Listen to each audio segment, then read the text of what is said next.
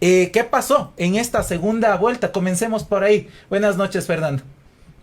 Buenas noches, compañeros, compañeras de Wambra Radio. Muchas gracias nuevamente por la invitación. Y creo que, claro, si me pongo a pensar en la entrevista que tuvimos para la primera vuelta, y ahí decíamos, les decía justo esto de Arauz se enfrenta a un techo, de que realmente no logra pasar del voto duro, y lo que estamos viendo es eso. O sea, es finalmente un voto masivo, sobre todo de la sierra por Lasso, cosa que no sorprende mucho pensando que Lasso logró imponerse, digamos, en la sierra, chupó el voto de izquierda democrática y también en parte Pachacutic. Y en la costa se fortalece Arauz, pero no lo suficiente. Se habla del bastión de Manabí, y realmente, a pesar de aumentar la votación, no es que gana con el 80%, que en el mejor momento sí pasaba con Rafael Correa. Entonces, ¿qué es lo que faltó? Pues creo que muchas cosas, que tiene que ver con errores de la primera vuelta y que se sostuvieron en la segunda, que tuvo que ver con que el enfoque creo que siempre estuvo dado hacia el voto, o sea, dirigían la mirada hacia los propios militantes de la Revolución Ciudadana, no lograban salir de ese lugar, y cualquier intento de salir de ese lugar terminaba frustrándose, ¿no? Entonces, yo creo que un gran error fue eso, o sea, no salir del lugar del voto confiado, del voto seguro. Y por otro lado, también creo que en la última etapa de la campaña hubieron golpes que fueron contundentes para la figura de Arauz. El tema del Banco Central, justamente, creo que fue un golpe definitivo que medró parte del discurso, esto de decir, bueno, Lasso es moreno y nosotros no estábamos en el gobierno, pues resulta que efectivamente estaban, aunque es más complejo, ¿no? O sea, con todo lo que con las leyes de régimen laboral dentro del Estado, la cosa se toma otra forma. Sin embargo, en el discurso el golpe estaba dado, ¿no? Y a pesar de que incluso en la alianza, por ejemplo, con el presidente de la CONAIE se dio, a pesar de que se denunció la vacunación del hijo del vicepresidente, candidato a la vicepresidencia de Lasso, que parecían golpes interesantes, no logró surtir efecto, ¿no? Creo que tiene que ver también mucho con que el discurso del miedo que se impuso en las 2 semanas finales de la campaña determinó que pesara más esta idea de el malo conocido que el que no sabemos por conocer,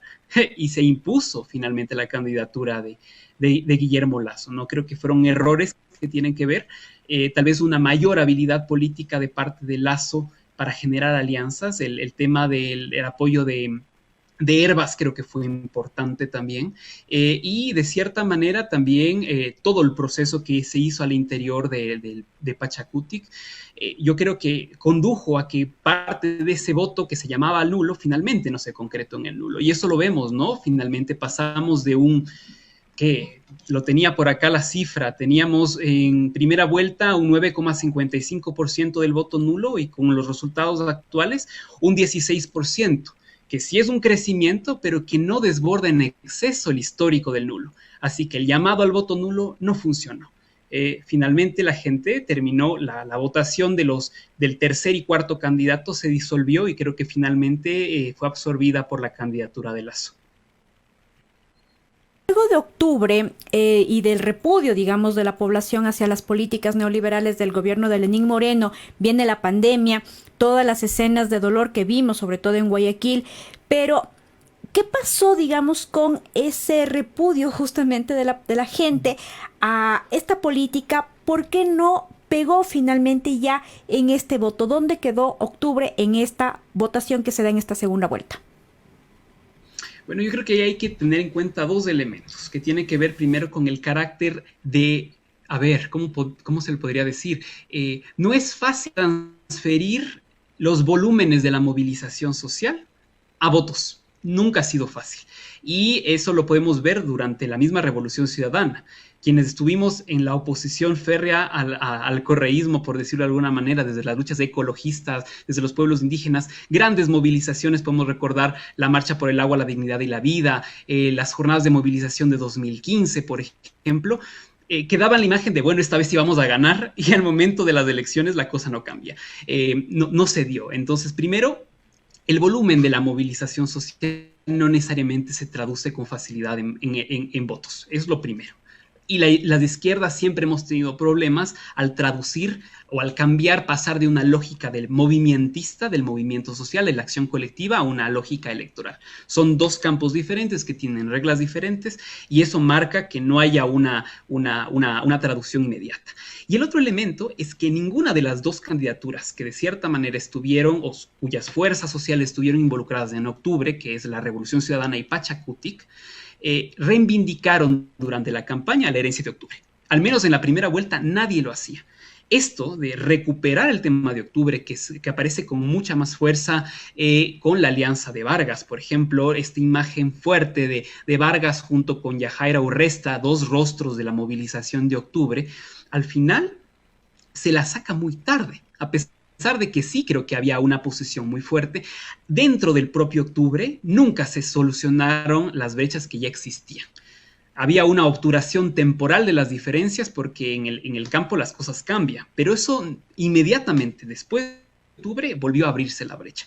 Entonces el gran problema es que el sentimiento de malestar, de oposición, de identificación entre el gobierno de Moreno con el cogobierno de Lasso, pensando en las leyes que se aprobaron, todos los efectos de la pandemia terminan por disolverse frente a un miedo mayor, creo yo, ¿no? O sea, finalmente esta imagen del terrorismo de octubre, por ejemplo, termina cobrando fuerte, por ejemplo, en la votación de Pichincha. Nunca antes había tenido una votación tan alta a la derecha en Pichincha. ¿Ya? Es justo como conversaba con un colega historiador, Pablo Merigueira, como que recordábamos esto, como en el momento, tal vez en el 98, cuando un alcalde de Quito, de la democracia popular, se lanzó a la presidencia, tal vez por eso. Pero antes de eso, solo la votación conservadora de mediados del 20, antes de eso no. ¿Qué es eso? Finalmente hay una imagen de una clase medio urbana que tiene y que ha creado unas resistencias frente al recuerdo incluso de octubre. Entonces, el problema fue eso. No se estuvo disputando los sentidos de octubre a pesar de que en el Twitter muchos los disputábamos. En el imaginario social se impuso otras cosas, a pesar de que los efectos de la pandemia también mostraron los efectos de la política neoliberal que se aplicó claramente en octubre. Entonces, yo creo que tiene que ver con temas de falta de traducción, o sea que es diferente, es difícil traducir la movilización popular en votos, uno. En segundo lugar, las brechas que en mismo octubre existían y que se tradujeron y que se sostuvieron durante el escenario posterior a octubre e incluso en la campaña, y la utilización o la recurrencia tardía a la memoria de octubre en la campaña. No se disputó, esta campaña no estaba disputando octubre, y cuando se la quiso disputar ya era muy tarde. Claro, y quizá para dar seguimiento al tema de octubre, y ya estamos en horario nocturno, en donde hablamos a calzón quitado, y es que la candidatura y la presidencia de Guillermo Lasso está marcada por la política neoliberal, por donde la veas, tiene algunos matices, mucha gente y lo decía temprano, desde una posición más liberal, incluso desde Guayaquil, compañeras en Twitter, estaban como anticorreístas, pero pro Lasso. Tendrás una implementación de políticas neoliberales, y decía, darle seguimiento a lo de octubre. ¿Cómo se viene esta rearticulación del movimiento social frente a lo que aparentemente sería un enemigo común? Sin embargo, hay un divorciamiento, una fractura entre los movimientos sociales y la representación política. Y esa representación política no solo está en la Revolución Ciudadana. Lo vimos incluso en la representación política del Pachakutik con sus bases y con la CONAIE. No hay esta articulación suficiente como para generar frentes comunes. ¿Qué va a pasar en los siguientes meses en donde la organización social se conforme como un contradictor político ante el gobierno de Guillermo Lasso? Es una pregunta complicada. Justo en el día de ayer había un espacio de diálogo en Twitter, justamente integrado principalmente por abogados liberales, ¿no? Progresistas y todo, pero que no tienen mucho problema con el neoliberalismo.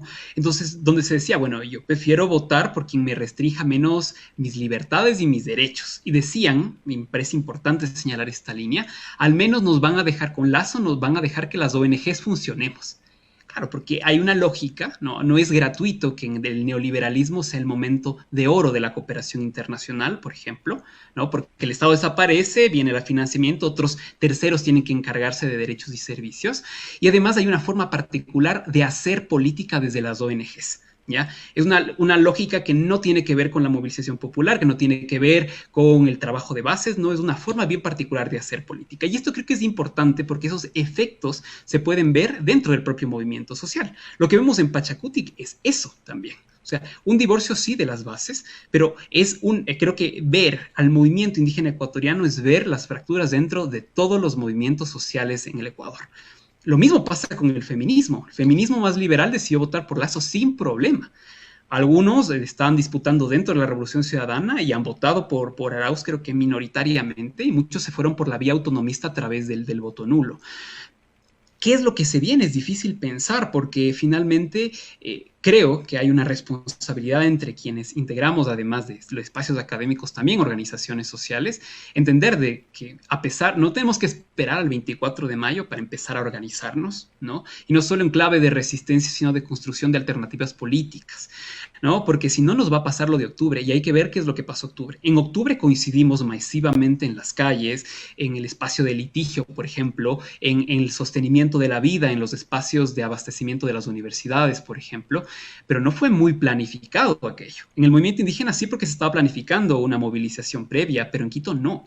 Eso fue la espontaneidad que te mueve cuando la necropolítica se hace carne. ¿Cuál es el costo de actuar en medio de la coyuntura? Vidas humanas. Eso es lo problemático. Aquí tenemos, o sea, finalmente creo que nos vamos a terminar encontrando cuando los efectos de la política neoliberal se traduzcan en la carne viva de la gente. La pregunta es, ¿vamos a esperar a que llegue eso para volvernos a encontrar en las calles? ¿O en este momento entender que hay un polo antineoliberal muy diverso, que yo creo que tiene que ponerse a negociar y a dialogar en este momento? Desde el día 12 de abril tenemos que empezar a hablar y negociar. Caso contrario, nos vamos a encontrar en las calles con todo el costo que eso implica. Yo creo que va a haber una posición, que yo diría tal vez del centro de izquierda y centro derecha, que le va a dar un tiempo de veamos cómo gobierna. La pregunta aquí no digo asumir una posición defensiva, pero sí entender que gane quien gane, hubiera ganado Arauz, lo que tenemos que hacer es la organización. Dicho así, o sea, no hay una receta, ¿no? Pero los movimientos, precisamente en esta diferenciación y ruptura entre representantes y representados, nos muestra que es necesaria una renovación generacional de formas de hacer política y es algo urgente. Y mi última pregunta, sabemos que Vero tiene un par más. Justo frente a este tema, en la derrota electoral, porque el señor Rafael Correa durante muchos años sostenía su poder en la política real electoral. Ganen elecciones y decidan. Acaba de perder las elecciones porque si es que contamos el gobierno de Lenín Moreno, no perdió Rafael Correa. Luego que dio un vuelco y hubo una negociación para gobernar con quien llegó al gobierno es otra cosa. Acaba de perder. ¿Qué le implica a la Revolución Ciudadana desde sus liderazgos esta pérdida? Porque hay una pérdida también de los liderazgos y lo que tú estabas hablando es de un recambio de esos liderazgos. Y yo pensaría que para encontrar puntos de confluencia, esos liderazgos van a tener que hacerse de lado, van a tener que necesariamente, si es que se intenta una reconfiguración de la organización social, porque pesan mucho y pesan históricamente, ¿no es cierto?, en la memoria de lo que ha sucedido en los anteriores años. ¿Podrán hacerse de lado estos liderazgos, estos caudillismos, porque están ahí y estuvieron ahí, incluso quizá sí le dieron votos a Andrés Arauz, pero también le pesaron a la misma figura de Andrés Arauz? Entonces, ¿va a pasar esto con el recambio? Lo veremos en los próximos meses, pero ¿se podrá dar? Esa es una gran pregunta. Yo creo que hay condiciones que nos conducen a pensar que tal vez no sea tan fácil para la Revolución Ciudadana hacer los cambios que políticamente le toca hacer en este momento. ¿Por qué? Precisamente la lógica de decir, bueno, gánenme elecciones y decidan, le ha cobrado factura ahorita a la Revolución Ciudadana. Ya se veía venir con lo que pasó en 2019 con las elecciones locales, ¿no?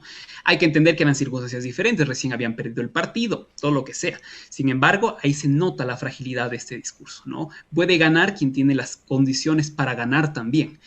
Y una cosa es ganar teniendo el uso pleno del Estado, haciendo ejercicio del Estado, y otra cosa es estar afuera. Entonces, claro, este gobierno, digamos, estos 3 años, sobre todo desde el 2018 en adelante, ha sido una experiencia para que la Revolución Ciudadana aprenda a hacer política en oposición. Una cosa es hacer política desde el gobierno. Es más fácil hacer política desde el gobierno, de cierta manera, aunque hay disputas internas, hay otros intereses, pero otra cosa es hacer desde la oposición. Ahora hay que ver cómo haces política desde la oposición, entendiendo que las próximas elecciones son, dejando las nacionales, son de aquí a 4 años. Las locales son de aquí a 2 años. Entonces, van a pensar eso. Yo creo que es algo que tenemos que reflexionar desde el campo diverso de las izquierdas, porque lo electoral se ha vuelto tan clave que determina que se vierta mucha energía en eso. Y precisamente, ¿qué es lo que pasa? Buscas los candidatos que puedan llegar y no necesariamente los cuadros que representan trabajo político, trayectorias y todo eso. El gran punto aquí que creo que nos va a mostrar el posible camino que adopte la Revolución Ciudadana es el papel que va a cumplir a Andrés Arauz de aquí en adelante. Ya. Si Andrés Arauz sigue siendo una figura importante en la Revolución Ciudadana al interior, vocero y todo, pensemos una figura similar, Hervas. Uno que ni era del partido, que se afilió, ahora es parte, y es el principal vocero, más que Guillermo Herrera, más que Vilma Andrade, al que le es la renovación. Y los cuadros dentro del ID también le están viendo con buenos ojos. Renovación de cuadros, que sea el mejor cuadro o no, eso es otra cosa. ¿Qué va a pasar con Arauz? Eso es importante saber. Rafael Correa no va a dejar la Revolución Ciudadana, aunque personalmente creo que una cosa que sería positiva para la Revolución Ciudadana es que ese personaje tan fuerte, que es parte de la identidad constitutiva del correísmo dentro de la Revolución Ciudadana, que es más amplia, dé un paso al costado. ¿Qué va a pasar? Tal vez el fenómeno Barrera, ¿no? Es como, culpa de Barrera, que por acá. Y eso que provoca rupturas, crisis. O sea, quienes hemos participado en campañas electorales, yo me recuerdo la del 2017 con el Acuerdo Nacional por el Cambio, si acaba la elección, la pérdida, buscas culpables. Y eso puede tomar mucha factura, cobrar mucha factura dentro de la Revolución Ciudadana. Las lecciones están dadas. Hacer política desde oposición, cuando no tienes un bloque suficiente, te obliga a negociar. ¿Van a tener la capacidad de negociar? Veamos. Arauz, en su discurso de fin de campaña, de reconocimiento de la derrota, tiene una tónica muy diferente a la tradicional de la Revolución Ciudadana pensando en clave de Correa. Es diferente. Que eso se traduzca en actos, habrá que verlo. Y además que su liderazgo tome relevancia, también. Finalmente, vamos a ver, yo creo que hay muchas figuras que por las buenas no van a dejar el lugar y corresponde a los cuadros jóvenes pedirles que se retiren o sacarles a la fuerza. Mucho hemos hablado acerca, digamos, de cómo queda la izquierda, en este caso también el correísmo con esta segunda vuelta, con estas elecciones, pero del lado de Lasso, además de aparte más bien dicho, de su compromiso con diversos sectores sociales, vemos gente que forma parte de este gobierno y que confluyó también Lasso la derecha. Entonces, ¿qué papel, digamos, ha jugado Lasso? Veíamos que la derecha no había ganado en varios años, es un retorno también de los social cristianos al poder luego del 84. O sea, ¿qué figura o qué papel ha jugado Lasso y qué otros sectores se impondrán con él en la política ecuatoriana? Es una buena pregunta. Pienso primero que, la convergencia de las derechas alrededor de Lasso es a pesar de Lasso. O sea, no es porque Lasso convoca, no es como en su momento fue Sixto Durán Ballén en el retorno a la democracia, ¿ya? Donde las derechas convergieron plenamente porque era un personaje, había entendimientos programáticos, por ejemplo, o incluso León Febres Cordero, ¿ya? Momentos donde la derecha fue conjunta. Esta alianza, yo creo que es una alianza media débil, ¿ya? O sea, primero porque el bloque en la asamblea de socialcristianos, y creo, es insuficiente para constituirse como un bloque importante. No les va a tocar negociar, y creo que tienen con quien negociar, precisamente porque hay una coincidencia en el espíritu anticorreísta. Yo creo que hay muchas posibilidades, esperaría que no, ojalá que no, de negociación con Pachacutic y con Izquierda Democrática. O sea, creo que ahí habría posibilidades de negociación, porque finalmente sí, vemos sobre todo en quienes fueron candidatos por las organizaciones aliadas a Creo, personajes que pertenecen a diversas derechas, hasta extremas derechas, ¿cierto? ¿Qué grupos están ahí vinculados? Medios de comunicación, ciertamente, el interés del capital financiero que nunca ha fallado. Acá hay tal vez una cosa interesante de pensar, es cómo se va a ubicar lo que es el capital intermediario. Los grupos de los grandes supermercados, ¿no? Que en su momento estuvieron cercanos a la Revolución Ciudadana y que hasta el final se mantuvieron cercanos, digamos, ¿no? Pero ahí yo creo que hay una coincidencia interesante en el sentido en el que representan dos derechas regionales, una derecha de la sierra, ¿no? más cercana a la banca, y una derecha de la costa más cercana a la agroexportación. Entonces hay grupos económicos que se han encontrado por las circunstancias políticas, pero habrá que ver si sus intereses económicos, que son muy diferentes, terminan coincidiendo o no terminan coincidiendo ya cuando se imponga una agenda económica. Entonces, hay que ver estos días, o sea, este resultado cambia muchas cosas en el poder legislativo. Hay que ver qué es lo que pasa, quién se queda con la presidencia, cómo se estructuran, por ejemplo, el Consejo de Administración Legislativa, las comisiones, para entender cómo se van a articular estas alianzas para construir una gobernabilidad que en el día 1 no existe, porque no tienes bloque legislativo fuerte, por ejemplo, ¿no? Y a pesar de ganar con una diferencia significativa de más de 5 puntos, no es suficiente. No es una gran ganancia de 10, de 15 puntos. Y una muestra que nos va a dar cuenta de con quién va a gobernar, que siempre es una gran muestra, es cómo va a estar conformado ese primer gabinete de Lasso. Ahí vamos a ver claramente qué intereses van a empezar a cobrar favores también y a quiénes se refiere, ¿no? Hay una articulación ahí entre poder económico, poder político, que ya gobernó durante Moreno, y además un poder religioso que no hay que tenerlo como un tema menor. Sí, totalmente de acuerdo. Ese vínculo explícito entre los poderes económicos, pero esta parte de lo religioso no soltará en los primeros días y justo en la conformación de gabinete hacia el siguiente presidente. Lo religioso antiderechos, además, digamos, no cualquier religioso, porque también ahí hay un campo de disputa. Nada más lo comentabas ya hacia el cierre de esta conversación, te agradecemos, Fernando. Justo la votación de Pichincha nos da mucho que pensar. Es 2-1 la votación que establece Guillermo Lasso Andrés Arauz. Es un 64.61% de Guillermo Lasso, estoy leyendo datos oficiales del CNE, frente a un 35.39% de Andrés Arauz. Ahí vemos, ¿no es cierto? En el tema de Pichincha, sobre todo también este centro de la burocracia, de la administración del país, porque hay pero mucha carga de trabajadores y trabajadoras en tanto a el servicio público. Y este servicio público que fue denotado por el señor Lasso hacia el tema que sería una carga y lo que pasaba con la política de su antecesor, que todavía estamos con Lenín Moreno. Las estrategias en territorio deberán cambiar, Fernando, ¿cierto? Deberán, porque claro, también lo decía, la habilidad de Guillermo Lasso fue recorrer el país e ir de territorio en territorio, quizá algo, un símil de lo que pasó con Yacu Pérez, de ir en campaña recorriendo diferentes lugares. ¿Qué pasará con esta política en territorio? Porque van a haber negociaciones que no pasen solo por el estrato del Ejecutivo y de las instituciones del gobierno. También se estarán articulando y con vistas, porque ya se va a planear los 2 siguientes años de las nuevas elecciones con este tema territorial. Para finalizar, ¿qué pasará con este tema en territorios? Porque mucho nos interesa. En la Asamblea Nacional también se disputarán los territorios. Así actúa el Pachacutic.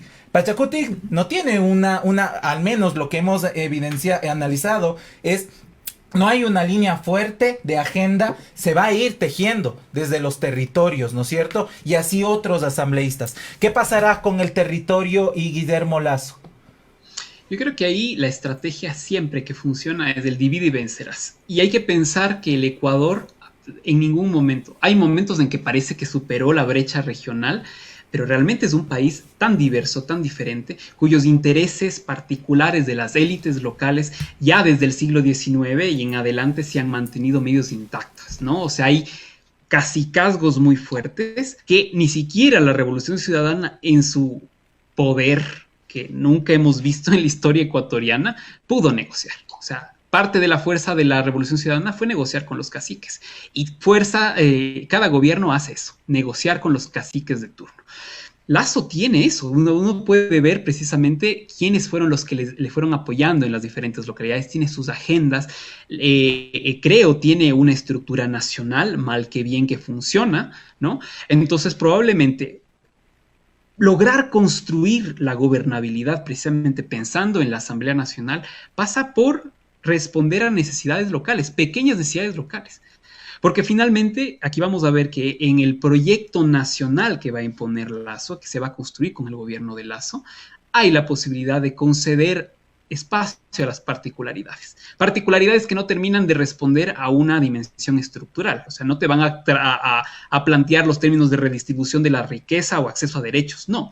Se va a negociar fondos, por ejemplo, de que se va a pagar la deuda que tiene el Estado con los GATS, por ejemplo, obras particulares, porque incluso en la propia asamblea los asambleístas funcionan de esa manera. Son asambleístas por imbabura y todo, pero son asambleístas del Ecuador. No deberían estar gobernando por los temas particulares. Entonces, ¿qué es lo que va aquí a pasar? Finalmente va a haber una lógica de, bueno, ¿qué es lo que quieren para conceder estos votos que se necesitan para la gobernabilidad?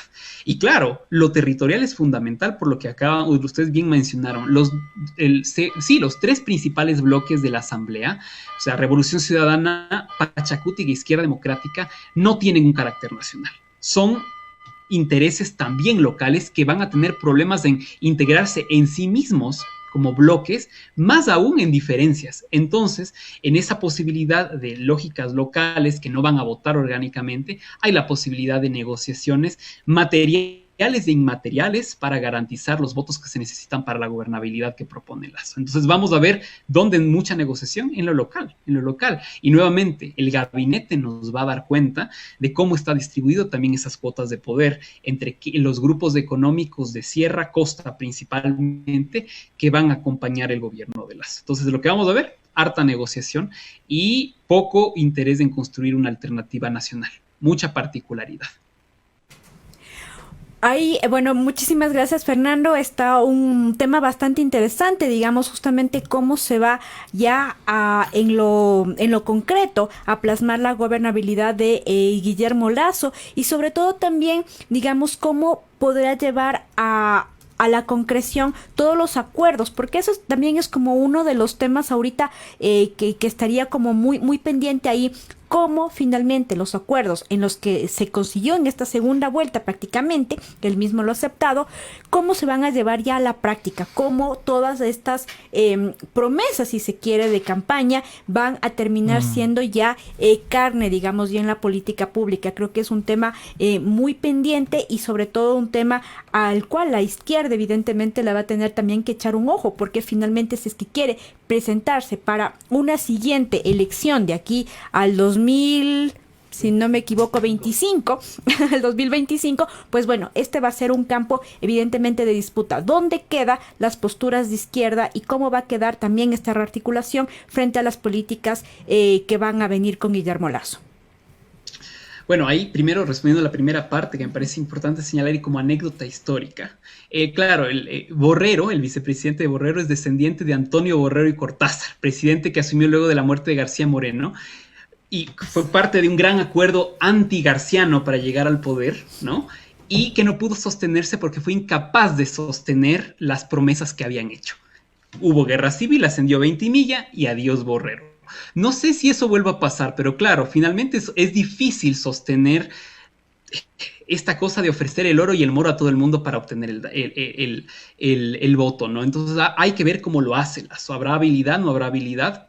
hay que pensar y no hay que dejar de lado que además hay fuerzas armadas y fuerzas policiales que se encargan de condicionar también la negociación, entonces no hay que dejar de ver eso.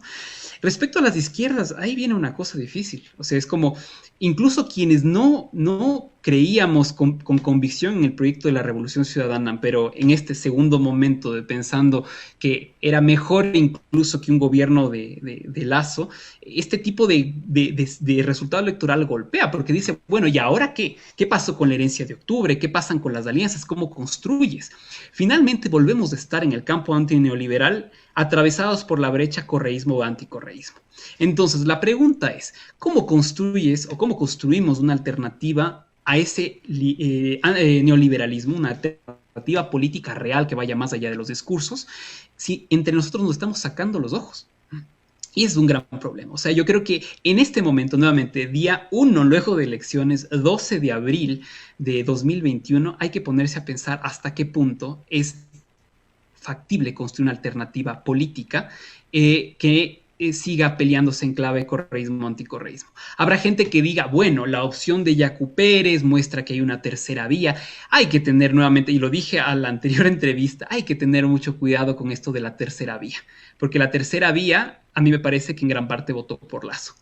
No necesariamente se fue por el nulo. Entonces hay que ver cuál podría ser la posibilidad de construir realmente un proyecto alternativo. Y lo primero que se tiene que hacer es dialogar con quienes se pueda dialogar e ir construyendo, porque precisamente lo que nos enfrentamos, y vamos a ver, creo, porque primero a Moreno le quedan todavía, ¿qué? 40 días de gobierno, alguna cosa así, todavía puede dejarla fregando aún más, o sea, hay que primero que aguantar este gobierno, y lo que se viene necesita encontrarnos organizados. De alguna u otra manera, la organización va a estar atravesada por la posibilidad de diálogo, y únicamente entendiéndonos, no negando la condición de izquierda de las otras personas, porque aquí nos vamos a pelear por quién es más de izquierda que en otro, quién es el más opositor que en el otro. Solo con esas condiciones de diálogo verdadero vamos a poder pensar una alternativa. Yo creo que ahorita en este punto es difícil decir, así podemos construir algo, ¿no? Primero tenemos que cachar que del lado de la cancha se haya votado nulo, se haya votado por Arauz, se haya votado... incluso gente que ha votado por Lasso diciendo que es de izquierda y toda la cosa, los efectos de una política, de una necropolítica neoliberal nos van a afectar precisamente a quienes no tenemos los medios de producción, quienes no estamos en la banca, quienes no nos vacunamos VIP y quienes no nos vamos a vacunar VIP. Entonces, frente a eso, la lógica de un enemigo común nos debe mover a articular y hablar con el otro. Primero hablar. Si es posible articular, enhorabuena, si no, no, pero hay que construir, no únicamente desde la negatividad de decir somos antilacistas, sino además somos pro algo y hay que ver en qué vamos a estar de acuerdo para construir colectivamente. Muchísimas gracias, Fernando. Fue una entrevista creo que bastante interesante y justamente me quedo con esta idea, ¿no? De cómo construir una tercera vía. ¿Cuál es la propuesta de esta tercera vía? Tomando en cuenta que en el 2008 ya hubo un proyecto de país que no solamente fue la consecución del correísmo, sino de un movimiento social que estuvo ahí hablando del Estado plurinacional, del summa causa. Entonces, finalmente, cómo también este nuevo proyecto político que puede venir desde la izquierda puede retomar todo lo que está ahí, esos pendientes. Muchísimas gracias nuevamente y en una segunda oportunidad. Ajá. Gracias, muchísimas gracias por la invitación. Un abrazo y pues seguimos conversando.